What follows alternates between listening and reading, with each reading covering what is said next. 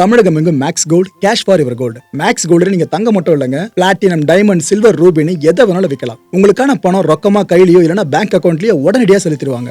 Market மதிப்பை விட 100 ரூபாய் ஒரு கிராமுக்கு உங்களுக்கு கூடுதலாக கிடைக்கும். தமிழ்நாடு முழுக்க டோர் ஸ்டெப் சர்வீஸும் இவங்க ப்ரொவைட் பண்றாங்க. உங்களுக்கு கோல்ட விற்கணும்னு அதுக்கு ஒரே ஒரு பெஸ்ட் பிளேஸ் மேக்ஸ் கோல்டு தான். கால் 04445454545.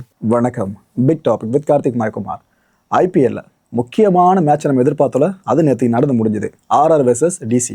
ஏன்னா ஒரு பக்கம் ஸ்டார்க் என்ட்ரி, இன்னொரு பக்கம் வைபவ் சூரியவன்ஷியை அவர் எப்படி ஹேண்டில் பண்ண போறாரு, இதனால தான் எதிர்பார்த்தோம்.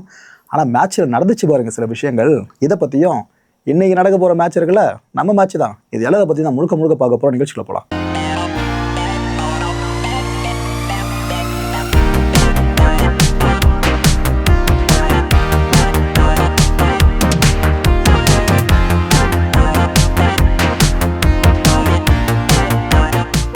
நேற்று நடந்த மேட்ச்சில் ராஜஸ்தான் ராயல்ஸ் 6 விக்கெட்ஸ் இழந்து 225 ரன்ஸ் அடிச்சாங்க. டிசிக்கு 226 டார்கெட்டை அவங்க செட் பண்ணி வச்சாங்க. சரி, டிசி நல்லா பேட் பண்ணுவாங்க அப்படின்னு தெரியும், ஆனால் இவ்வளோ நல்லா பேட் பண்ணுவாங்கன்னு எதிர்பார்க்கலாங்க. 19.1 ஓவரில் மேட்சை முடிச்சிட்டாங்க. 3 விக்கெட்ஸை மட்டும் இழந்து 226 ரன்ஸ் வச்சு பொழந்துட்டாங்க ஆர்ஆர். இந்த மேட்ச்சில் ஆட்ட நாயகன் யார் தெரியுமா? நம்ம கேஎல் ராகுல். 40 பந்துகள் 75 ரன்ஸ் சூப்பராக ஆடினாப்புல. ஆரஞ்சு கேப் பட்டியல் இருக்குல்ல, அதில் கேஎல் ராகுல் மேலே வர ஆரம்பிச்சிட்டாப்புல. இப்போதைக்கு 5வது இடத்துல இருக்காரு 377 ரன்ஸோடு. பெருசாக அடிக்கலையேன்னு பார்த்தாலும், ஒரு மேட்சுக்கு அடிக்கலையேன்னு பார்த்தாலும் 1-2 மேட்ச்சில் அவர் பிறந்தாலும் பெருசாக பிறந்துடுறாரா தான் வந்துட்டாப்புல. 4வது இடத்துல விராட் கோலி 379. 3வது இடத்துல யார் பார்த்தீங்களா? அதாவது விராட் கோலிக்கு மேலே அந்த 15 வயசு பாலகரான சூரியவன்ஷி 404 ரன்ஸு. இவருக்கு மேலே கிளாஸ்ன்னு 414 ரன்ஸு. ஃபர்ஸ்ட் பிளேஸில் அபிஷேக் சர்மா 425 ரன்ஸு. இது என்ன மாதிரி லிஸ்ட்டுன்னு தெரியுதா மக்களே? எலீட்டான லிஸ்ட்டு. அபிஷேக் சர்மா, கிளாஸ்ன்னு, விராட் கோலி, கேஎல் ராகுல். இப்பேற்பட்டவங்களுக்கு மிடில் ஒரு 15 வயசு பையன். இந்த சூரியவன்ஷி நாளுக்கு நாள் அடிக்கிற அடிலாம் இருக்கே, சொல்கிறத பற்றிலாம். இந்த மேட்ச் முடிஞ்சதுக்கப்புறம் கேஎல் ராகுல் கிட்டே கேட்டாங்க, எப்படிங்க ஃபீல் பண்ணுறீங்க அப்படின்ட்டு. அப்போ அவர் என்ன சொன்னார்? இந்த மாடர்ன் டே கிரிக்கெட் இருக்குல்ல, இதுக்காக நான் என்னோட ஆட்ட நுணுக்கங்கள் எல்லாத்தையும் மாற்றிக்கிட்டேன். இந்த மாடர்ன் டே கிரிக்கெட்டுக்காக நான் எல்லாத்தையும் சேஞ்ச் பண்ணியிருக்கேன் அப்படின்ட்டு அவர் சொல்லியிருக்காரு. ஸோ தலைவர் என்ன கேட்க வராரு தெரியுதா? T20 ஸ்குவாட் சார்ந்து ஒரு பிளேஸ் கிடைச்சா நல்லா இருக்கும்ன்ற எதிர்பார்ப்பை இங்கே பதிவு பண்ணியிருக்க மாதிரி இருக்குது. காசிமேடு ஆதினா சும்மாவாங்க. ஒரு பக்கம் டிசியில் பேட்டிங்கை பற்றி பேசுகிறோன்னா, டிசியோட பவுலிங் யூனிட் இருக்குல்ல, அதில் பெரிய பவரை சேர்த்துருக்காருல ஸ்டார்க்கு, அவரை பற்றி பேசியே ஆகணும். இவருக்காகவே இந்த மேட்சை பல லட்சம் பேர் பார்த்தாங்க. டு பி ஃப்ராங்க் சொல்லணும்னா பல லட்சம் பேர் பார்த்தாங்க. ஏன்னா ஸ்டார்க்கோட ஸ்பெல்லை எப்படி இந்த ஆர்ஆர் பேட்டர்ஸில் எதிர்கொள்ள போகிறாங்க அப்படின்ட்டு. ஸ்டார்க்கோட வலையில் நல்ல வேலை சூரியவன்ஷி வேலை. ஏன்னா அந்த ஒரு ரைவல்ரி தான் பார்த்தோம், பெருசாக நடக்கலை. அந்த புதிய ரைவல்ரி விடுங்க, பழைய ரைவல்ரி ஒன்று இருக்குல்ல, ஜெய்ஸ்வால் வர்சஸ் ஸ்டார்க்கு, அது இங்கே ஆரம்பிச்சது. இந்த ஐபிஎல் டோர்னமெண்ட்டில் ஸ்டார்க் எடுத்திருக்க முதல் விக்கெட் யாரோட தெரியுமா? ஜெய்ஸ்வால். அந்த 2 பேரோட கதைகள் கண்டிப்பாக உங்களுக்கு தெரிஞ்சிருக்கும், டெஸ்ட் மேட்ச்சில் என்ன நடந்துச்சு சொல்லிட்டு. ஜெய்ஸ்வால் விக்கெட்டை மட்டும் இல்லை, டாரா டீமோட கேப்டன் பராக் விக்கெட்டை தூங்கினதும் ஸ்டார்க்கு தான். நம்ம ஜட்டு விக்கெட்டை தூங்கினதும் நம்ம ஸ்டார்க்கு தான். 4 ஓவர்ஸ் பவுல் பண்ணி 40 ரன்ஸை கொடுத்து 3 விக்கெட்ஸை தூங்கினாப்புல நம்ம ஸ்டார்க்கு. ஆக்சுவலாக ஸ்டார்க்கு வந்த பிற்பாடு டிசி டீம் பார்க்கவே ஒரு மாதிரி பூஸ்டப்பாக ரொம்ப டிஃப்ரெண்ட்டாக தெரியுது. ஏதோ அண்டர் எஸ்டிமேட் பண்ணல ராஜா, அண்டர் எஸ்டிமேட்லாம் பண்ணாத, ஸ்டார்க்கு இருக்கிற டீமு பார்த்து எல்லாம் ஆடுங்கன்ற மாதிரி தான் இப்போ ஒரு ஸ்டேட்மெண்ட்டை அவங்க செட் பண்ணியிருக்காங்க. ரைட்டு, ஆர்ஆர் மேட்ச் ஆடுறதுனாலே சூரியவன்ஷி எவ்வளோ ரன்ஸ் அடிக்க போகிறாரு? ஏன்னா சூரியவன்ஷை பற்றி சொல்லணும்னா, அவரோட ஸ்லோவஸ்ட்டு 50 பார்த்தீங்கன்னா 17 பந்துகள் அடிச்சிருப்பாப்புல. ஸ்லோவஸ்ட்டே சொல்கிறான். அப்போ யோசிச்சு பாருங்கள், பல பேரோட கரியர் பெஸ்ட் அதெல்லாம். ஆனால் இந்த பையன் அடிக்கிற அடிலாம் இருக்கு, அச்சா 6 தனமாக அடிச்சிட்டு இருப்பாப்புல. இந்த மேட்ச்சில் கிளம்புறாங்கனாரா எல்லாரும் வியந்து பார்த்தோம், இந்த பையன் இந்த மேட்ச்சில் என்ன சம்பவம் பண்ண போகிறாரோ அப்படின்ட்டு. நல்ல வேளை அவரை கண்ட்ரோல் பண்ணிட்டாங்க. ஜெமிசன் இருக்கார்ல, கைல் ஜெமிசன், அவரே எதிர்பார்க்காம அந்த விக்கெட் விழுந்துச்சு. பால் அடிப்பாப்புல சூரியவன்ஷி, பந்து பேட்டில் பட்டு பந்து போயிட்டு ஸ்டம்பில் அடிச்சிடும் விக்கெட்டு. சூரியவன்ஷி அந்த ஷாக்கில் இருப்பாப்புல, ஐயோ விக்கெட்டை விட்டுமே 4 ரன்ஸ் அடிச்சிருந்தார் இந்த மேட்ச்சில். அவர் இவர் சரியாக பர்ஃபார்ம் பண்ணல, ஜெய்ஸ்வால் சரியாக பர்ஃபார்ம் பண்ணல. அப்படியே இந்த டீம் 200 மேலே போயிருக்கு பார்த்தீங்கன்னா, அது ஆர்ஆர். ஸோ அவர் அந்த ஷாக்கில் இருப்பார்ல, இந்த பவுலரு திண்ணையில் இருந்தவனுக்கு திடுக்குன்னு வாய்ப்பு பண்ணுற மாதிரி தான் அவர் செம்ம அக்ரெசிவாக ஒரு இடத்துல. நம்ம சூரியவன்ஷியை பார்த்து முகத்தை ஒரு மாதிரி பண்ணுவார் பாருங்க, அப்படி பண்ணாப்புல. அந்த சின்ன பையனுக்கு புரியல, எதுக்கு இந்த அங்கிள் நம்மளை பார்த்து எப்படிலாம் பண்ணுறாருன்னு. அந்த பையன் ரொம்ப நேரமாக ஒரு மூஞ்சே பார்த்துட்டு இருக்கான். அதுக்கப்புறம் வந்து கிளம்பி போயிட்டாப்புல சூரியவன்ஷி. இவ்வளோ ட்ராமட்டிக்காலாம் இவர் இதுக்கு முன்னாடி செலிப்ரேட் பண்ணி நீங்கள் பார்த்துருக்க மாட்டீங்க மக்களே. ஒரு 15 வயசு பையன், அந்த பையன் விக்கெட்டை வீழ்த்தினதும் அவருக்கு உள்ளுக்குள்ளே வந்த சந்தோஷம் இருக்குது பாருங்க, உங்களுக்கு சொன்னால் புரியாது சார்ன்ற மாதிரி தான் அவ்வளோ சந்தோஷத்தை வெறித்தனமாக வெளிப்படுத்தினாப்புல. ஆக்சுவலாக இதில் பிசிசிஐ கொஞ்சம் கடுப்பாயிட்டாங்க. என்னங்க, ஒரு சின்ன பையன் பாலகன், அவங்ககிட்ட போய் இது போல் மூஞ்சி காமிச்சு சரியில்லைங்கன்ற மாதிரி இவரை வார்ன் பண்ணியிருக்காங்க. அது மட்டும் இல்லை, ஒரு டிமெரிட் பாயிண்ட்ஸாக இருந்து அவருக்கு இப்போ ஏற்றி விட்டாங்க. இப்போ இதில் வர பேக்லாஷாக ஃபேஸ் பண்ணிட்டு இருக்காரு. ஆக்சுவலாக சூரியவன்ஷி விக்கெட் எவ்வளோ முக்கியன்றது எல்லாருக்குமே நல்லா தெரியும், டிசி டீமுக்கு நல்லாவே தெரியும். இந்த விக்கெட் விழுந்ததும் நம்ம ஜேமிசனை விட டிசி டக் அவுட் இருக்குல்ல, அது செலிப்ரேட் பண்ணிச்சு பாருங்க. எப்பா நல்ல வேலை அந்த பையன் தலைவலி இனிமே இல்லைன்ற மாதிரி அவ்வளோ செலிப்ரேட் பண்ணாங்க. இதை ஆக்சுவலாக அவர் வேணும்னே அந்த பையனை வெறுப்பேற்ற பண்ணது கிடையாது. இந்த விக்கெட் விழுமான்னு எதிர்பார்த்து எனக்கு விழுந்துருக்குல்ல, அது பெரிய சந்தோஷன்றதை தலைவர் வெளிப்படுத்த போயிட்டு கட்சியில் பிசிசிஐ கிட்ட வாங்கி கட்டுற மாதிரி ஆயிடுச்சு. ஆக்சுவலாக இந்த மேட்ச் முடிஞ்சதுக்கப்புறம் ஜேமிசன் கிட்ட கேட்டாங்க, என்னங்க அவ்வளோ அக்ரெசிவாக இருந்தீங்க, என்னாச்சு ஏதாச்சு அப்படின்ட்டு. அப்புறம் என்ன தெரியுமா சொன்னார், ஏங்க ஒரு 15 வயசு பையனை பார்த்து என் வாழ்நாள் எது வரைக்கும் நான் பயந்ததே கிடையாதுங்க, இந்த பையன் ஆடும்போது எனக்கு பயம் வந்துருச்சு, எங்கள் டீமுக்கே பயம் இருந்துச்சு கிட்டத்தட்ட, அப்பேற்பட்ட விக்கெட் விழுந்துச்சுன்னா எனக்கு எப்படி இருக்கும் அப்படின்னு அவர் ஓப்பனாக சொல்லியிருக்காரு. பிசிசிஐ இதை கொஞ்சம் கன்சிடர் பண்ணணும்.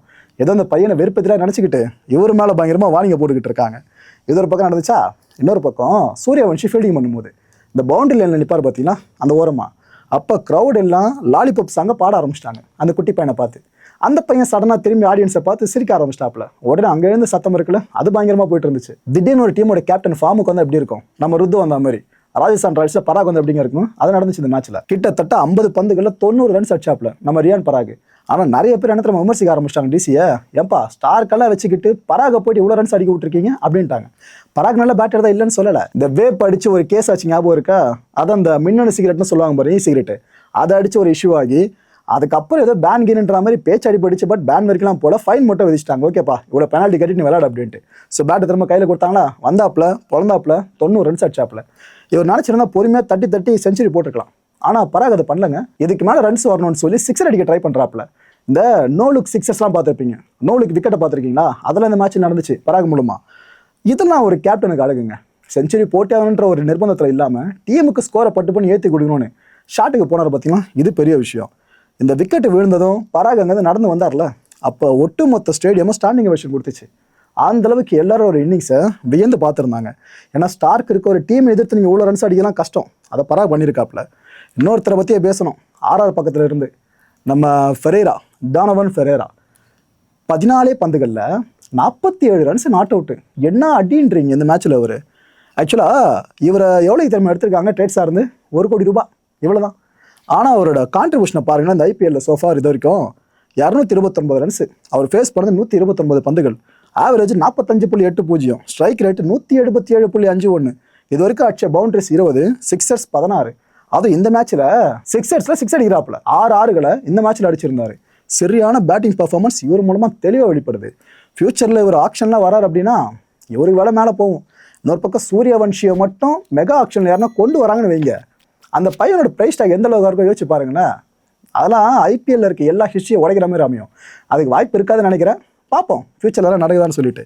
இதுக்கு மத்தியில் டிசி டீமோட இந்த வின்னிங் மூமெண்ட் இருக்குல்ல, இதை ஒரு பக்கம் நல்லா செலிப்ரேட் பண்ணாங்க. இன்னொரு பக்கம் அந்த டீமோட கேப்டனாக இருக்கட்டும், மேனேஜ்மெண்ட்ல இருக்க முக்கியமான ஸ்டாஃபாக இருக்கட்டும், நம்ம பதானி சொல்கிறேன், அவங்களாம் இந்த வெற்றியை 2 பசங்களுக்கு அவங்க டெடிகேட் பண்ணிட்டாங்க. அந்த 2 பசங்க உயிரோடு இல்லை. ஒருத்தர் யாகியா பாத்தியா, இன்னொருத்தர் அபோ பாத்தியா. இந்த 2 பசங்க டிசி டீமோட வெறித்தனமான ஃபேன்ஸு. இவங்க சாலை விபத்தில் சிக்கி உயிர் போயிடுச்சுங்க. அந்த பேரண்ட்ஸ்லாம் இவங்க பணத்தை வச்சு அழுத காட்சிகள் இருக்கு, உண்மையில உடஞ்சிருவீங்க. இந்த விஷயம் அந்த டீம் மேனேஜ்மெண்ட் இம்பாக்ட் ஏற்படுத்தியிருக்காதா என்ன? ஸோ பதானி சைட்லேருந்து என்ன சொல்லிட்டாங்க, இல்லைங்க இந்த வெற்றியை நாங்கள் அந்த பசங்களுக்கு சமர்ப்பிச்சிருவாங்க. சின்ன பசங்க உயிர் போயிடுச்சு, எங்களால் மனசு கேட்கலன்னு அவங்க சொல்லியிருக்காங்க. இவ்வளோ இலகன மனசுங்க பதானிக்கு. அவரை போய் சமீப காலமாக அது இதுன்னு சொல்லி எதுக்கு, நம்மளால் ஏதோ பேஸ்டாப்பில் விட்டு போகிறத விட்டு அவ்வளோ தூரம் அவரை போட்டு கருத்துல அடிச்சு சிறுக்க ரைட்டு. இப்போதைக்கு தலைவலி யார் திறமை அதிகமாகிடுச்சு, சிஎஸ்கேக்கு. ஆக்சுவலாக நம்பிக்கைன்றது நம்ம டீமுக்கு மேலே இருக்கலாம், ஆனால் இப்போ இவ்வளோ தூரம் நம்பிக்கை வைக்கிறோன்ற கருத்தை தள்ளி விட்டாங்க. ஏன்னா இப்போ குஜராத் டைட்டன்ஸும் ஜெயிச்சிடுச்சு கடைசி மேட்ச்சில், டெல்லி கேபிட்டல்ஸும் ஜெயிச்சிட்டாங்க நேற்று.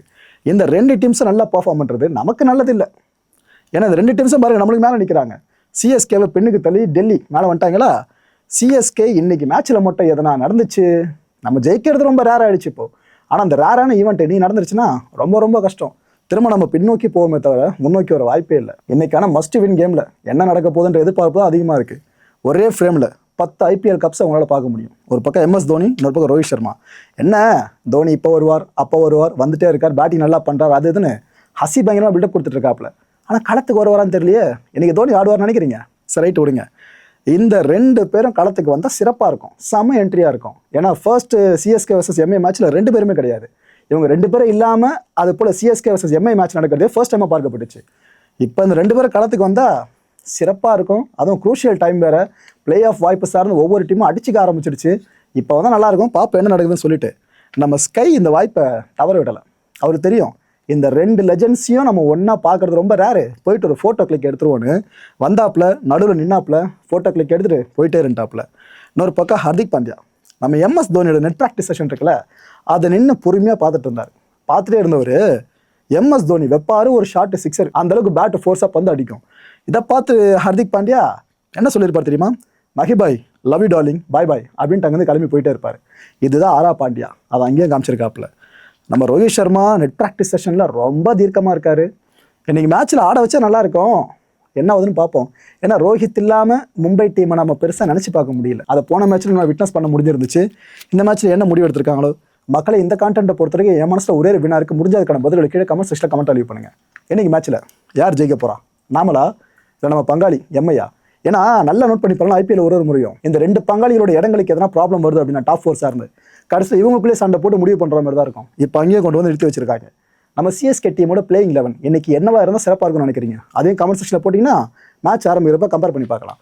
அடுத்த நிகழ்ச்சி சந்திக்கலாம். நன்றி, வணக்கம். தமிழகம் எங்கும் Max Gold, cash for your gold. Max Gold நீங்க தங்க மட்டும் இல்லைங்க, பிளாட்டினம், டைமண்ட், சில்வர், ரூபினி எதை வேணாலும் விற்கலாம். உங்களுக்கான பணம் ரொக்கமா கையிலயோ இல்லைன்னா பேங்க் அக்கௌண்ட்லயோ உடனடியாக செலுத்திடுவாங்க. மார்க்கெட் மதிப்பை விட 100 ரூபாய் ஒரு கிராமுக்கு உங்களுக்கு கூடுதலா கிடைக்கும். தமிழ்நாடு முழுக்க டோர் ஸ்டெப் சர்வீஸை இவங்க ப்ரொவைட் பண்றாங்க. உங்களுக்கு கோல்டை விற்கணும்னு அதுக்கு ஒரே ஒரு பெஸ்ட் பிளேஸ் மேக்ஸ் கோல்டு தான். கால் 04445454545. என் நண்பர் மாயம் ஸ்டுடியோஸ் நேயர்களே, மாயம் பக்தின்னு ஆன்மீகத்துக்காக பிரத்யேகமா ஒரு சேனலை கொண்டு வந்திருக்கோம். மறக்காம சப்ஸ்கிரைப் பண்ணி அந்த சேனலுக்கு உங்களோட ஆதரவை மனப்பூர்வமா தெரிவிங்க. வணக்கம் மாயம் ஸ்டுடியோஸ் நண்பர்களே. மாயம் ட்ரெண்ட்ஸ் அப்படின்ற ஒரு புதிய ஃபேஸ்புக் பேஜை ஓப்பன் பண்ணியிருக்கோம். நீங்கள் யூடியூப்பில் பார்த்துட்டு இருக்கீங்களா நம்மளோட கான்டென்ட்ஸ்லாம், இதெல்லாம் விட ஒரு படி மேலே ரொம்ப கிறிஸ்பாகவும் ரொம்ப சூப்பராகவும் நிறைய கான்டென்ட்ஸ் உங்களுக்கு இந்த பேஜில் காத்துட்ருக்குங்க. ஸோ உடனடியாக ஃபேஸ்புக் பிளாட்ஃபார்ம் போங்க, மாயம் ட்ரெண்ட்ஸ்னு டைப் பண்ணி சர்ச் பண்ணி நம்ம பேஜை ஃபாலோ பண்ணுங்கள். அப்படியே நம்ம சேனலையும் நீங்கள் சப்ஸ்கிரைப் பண்ணிட்டீங்க அப்படின்னா இன்னும் நிறைய புது கான்டென்ட்ஸை உங்களுக்காக ப்ரொடியூஸ் பண்ணி கொடுத்துக்கிட்டே இருப்பாங்க. நீங்கள் பண்ணுற ஒவ்வொரு சப்ஸ்கிரிப்ஷனும் எங்களுக்கு பெரிய மோட்டிவேஷனாக அமையும்.